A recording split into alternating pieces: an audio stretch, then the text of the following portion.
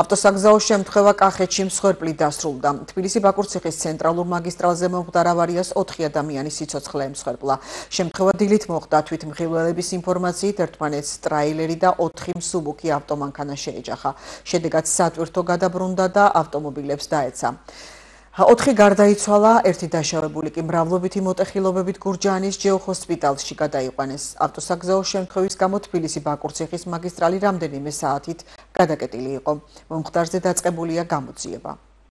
პაციენტის მდგომარეობა ამჟამად არის კრიტიკული.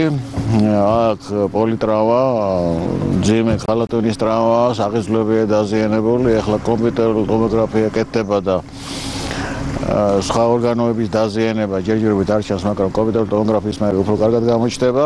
ან არის მძიმე შოკი, რა თქმა უნდა, ამ ტრავმების მერე შოკის საწინააღმდეგო მკურნალობა მიდის ძალიან ინტენსიური. მართვის უმთხვაზეა, რა თქმა უნდა, რა ვიცი, ნახოთ, უახლოესი დღეები გვიჩვენებს